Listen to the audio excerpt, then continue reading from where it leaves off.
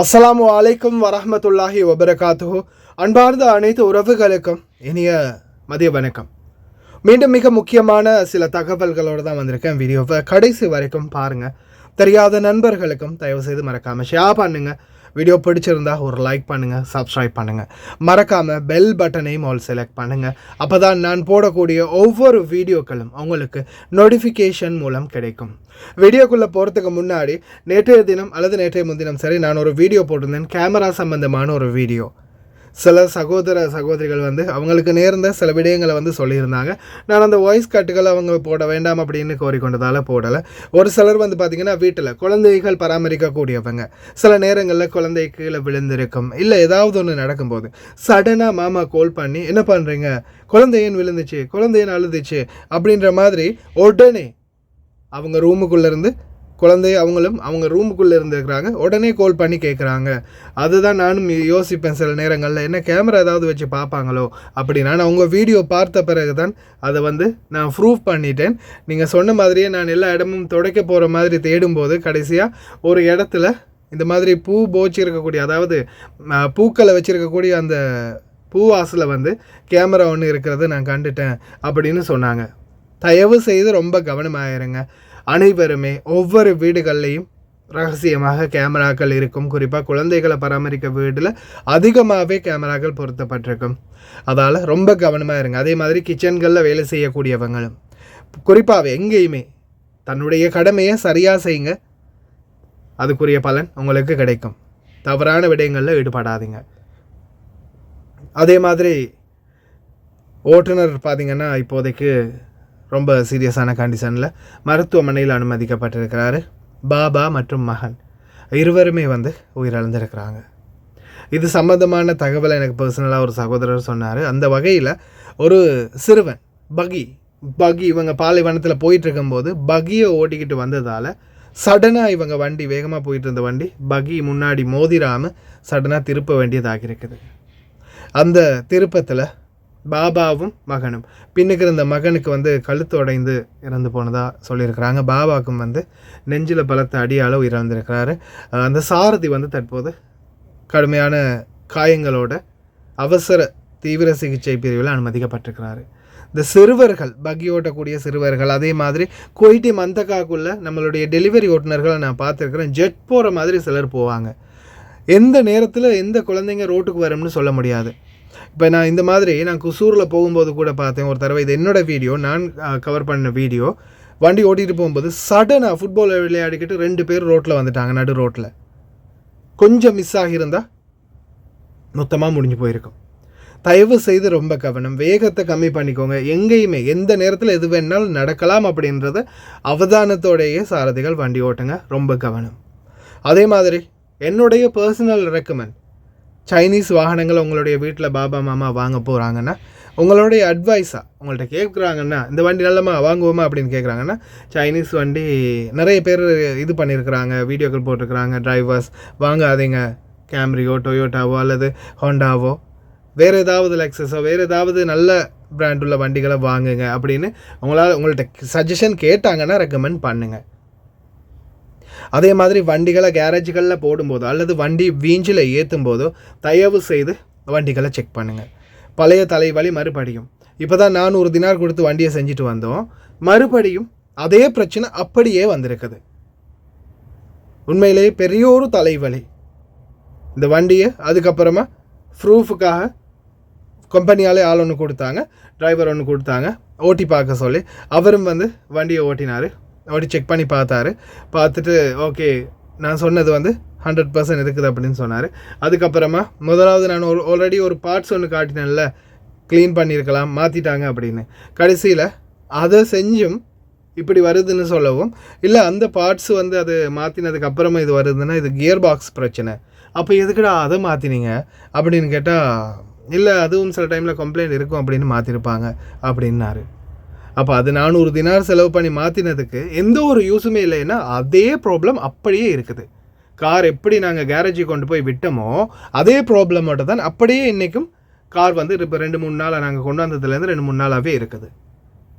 அப்போ அந்த நேரத்தோடு செஞ்சது வேஸ்ட் ஆஃப் மணி, எதுவுமே பிரயோஜனம் இல்லை. அதுக்கப்புறமா கேரேஜில் கொண்டு போய்த்து இன்றைக்கி கொடுக்கும்போது கியர் பாக்ஸ் அவர் ஓட்டி பார்த்துட்டு சொல்கிறாரு கியர் பாக்ஸ் பிரச்சனை, கியர் பாக்ஸில் தான் இது பிரச்சனையாக இருக்குது, இது வந்து கியர் பாக்ஸ் தான் மாற்றணும் அப்படின்னு.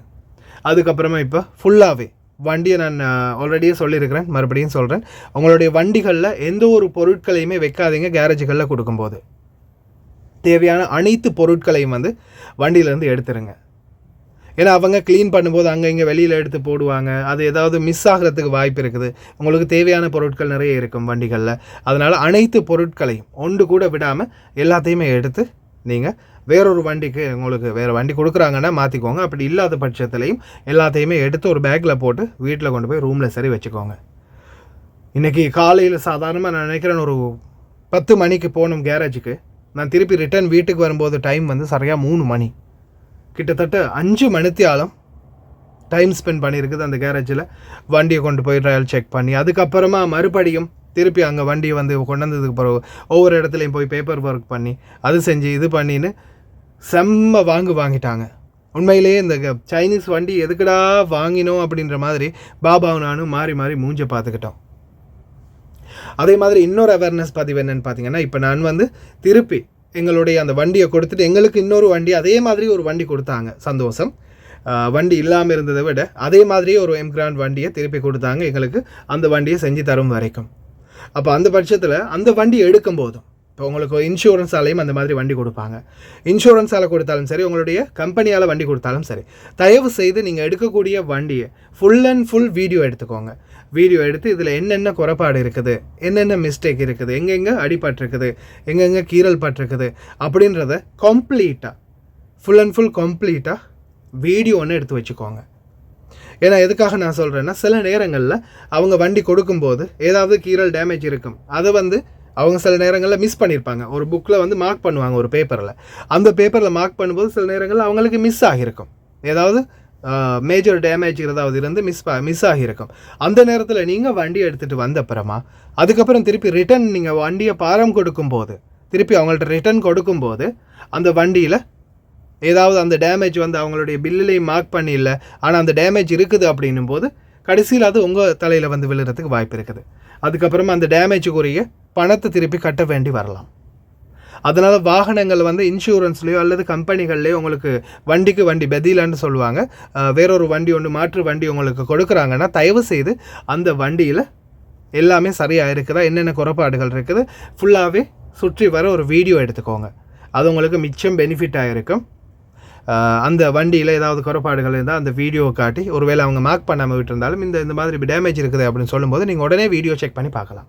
அப்படி நிறைய தடவை எனக்கே நடந்திருக்குது. ஏன்னா நான் நிறைய தடவை ஆக்சிடென்ட் ஆகியிருக்குது வண்டி. சில டைமில் கேரேஜுக்கு போயிருக்கிறோம், இன்சூரன்ஸில் வண்டி மாற்றிருக்கிறோம். அந்த நேரத்தில் எங்களுக்கு கிடைச்ச வேறு வண்டிகளில் நான் இந்த மாதிரி வீடியோ எடுத்ததுக்கு அப்புறமா இவங்க சொல்லுவாங்க, இல்லை இது வந்து இப்படி டேமேஜ் ஆகிருக்குது, இதில் மார்க் பண்ணி இல்லையா அப்படின்னு. அதுக்கப்புறமா நாங்கள் வந்து சொல்லும்போது, அந்த வீடியோவை காட்டும்போது, அதில் நான் ஆல்ரெடி மார்க் பண்ணது இங்கே பாருங்கள், இந்த டேட்டில் நான் மார்க் பண்ணது இருக்குது, நீங்கள் தான் புக்கில் மார்க் பண்ணாமல் விட்டுறீங்க அப்படின்னு சொன்ன பிறகு தான் ஓகேன்னு வீடியோ பார்த்துட்டு ப்ரூவ் பண்ணுவாங்க. இல்லாத பட்சத்தில் நம்ம சம்பளத்தில் பிடிக்கிறதுக்கும் சில பாபா மாமாக்கள் வந்து நீ தான் கொண்டு போய் ஏதாவது பண்ணியிருப்ப, நம்ம மேலே பழி போடுறதுக்குன்னே சில பாபா மாமாக்கள் இருப்பாங்க சில வீடுகளில். இல்லை அது நீ தான் பண்ணியிருப்ப அப்படின்னு நம்ம மேலேயே பழியை போட்டுருவாங்க. அதனால் தயவுசெய்து எப்போவுமே வீடியோ எடுத்துக்கோங்க. அது உங்களுக்கு ப்ரூஃப் நல்லாவே இருக்கும். எந்த ஒரு பிரச்சனை வந்தாலும் அதை காட்டுறதுக்கு உதவியாக இருக்கும். அதே மாதிரி கொண்டு வந்த வண்டி அதே மாதிரியே புதிய வண்டி, அதே வண்டின்றதால தேவையான அனைத்து விடயங்களையும் வந்து எனக்கு எப்படி தேவைப்பட்டுச்சோ வண்டியில், என்னுடைய வண்டியில் எப்படி இருந்துச்சோ அதே மாதிரி எல்லாத்தையும் பக்காவாக ரெடி பண்ணியாச்சு. ஏதோ சில விஷயங்களில் வந்து கொஞ்சம் மாற்றம் தெரியுது. ஏன்னா அந்த வண்டியில் சில அந்த ஸ்டேரிங் வீலுக்கு போடக்கூடிய கவராக இருக்கட்டும், சீட்டாக இருக்கட்டும், கீழே இருக்கிற கார்பெட்டாக இருக்கட்டும், சில விஷயங்களில் வந்து சின்ன ஒரு டிஃப்ரெண்ட் தெரியுது. மற்றும்படி அல்ஹம்துலில்லாஹ் இந்த வண்டியை ஓரளவுக்கு நான் ஓட்டிக்கிட்டு இருந்த அதே வண்டி மாதிரியே தான் இருக்குது. அதால் எந்த ஒரு குழப்பமும் இல்லை. மாமாவும் வந்து முன்னாடி தான் உட்காருவாங்க. ஏன்னா பெரிய ஜீப் வண்டி இருந்தால் அவங்களால ஏறி உட்கார முடியாது. அல்ஹம்துலில்லாஹ் ஏதோ அதே வண்டியை கொடுத்துட்டாங்கன்னு சந்தோஷம். ஆனால் சைனீஸ் வண்டி தயவு செய்து ரெஃபர் பண்ணாதீங்க, யாருக்குமே ரெஃபர் பண்ணாதீங்க. அதே மாதிரி உங்கள் பாபா மாமாக்கள் உங்கள்கிட்ட சஜஷன் கேட்டால் இந்த வண்டி வாங்கலாமா வாங்குவோமா அப்படின்னு கேட்டால் வேண்டாம். டொயோட்டாவோ வேறு ஏதாவது ஒரு கம்பெனியோ, ஜப்பான் வண்டியோ அல்லது வேறு ஏதாவது ஒரு வண்டியோ வாங்கிக்கோங்க. தயவுசெய்து இது வாங்காதங்கன்னு சொல்கிறது வந்து மிச்சம் நல்ல. ஏன்னா இந்த வண்டி எடுத்ததுலேருந்து சைனீஸ் வண்டி எடுத்ததுலேருந்து எத்தனையோ தடவை கேரேஜுக்கு போயாச்சு, எத்தனையோ தடவை செம்ம பாடுபடுத்திருச்சு. ரெகுலராக வீடியோ பார்க்குறவங்களுக்கு இது தெரிஞ்சிருக்கும். ஓகே ஃப்ரெண்ட்ஸ், ரொம்ப கவனமாக இருங்க. கடைசி வரைக்கும் பார்த்து எல்லாருக்குமே ரொம்ப நன்றி. வீடியோ முடிந்த வரைக்கும் ஷேர் பண்ணுங்கள்.